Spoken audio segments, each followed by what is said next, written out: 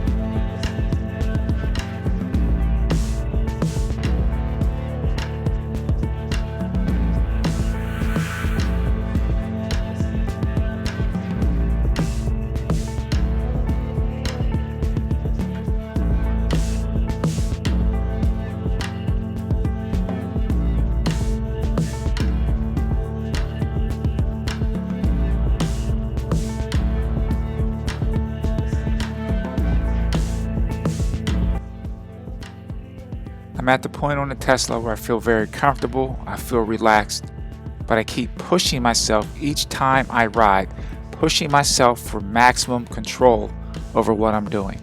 Because this EUC is only going to take me but so far, my skill is what's going to carry me to the next level.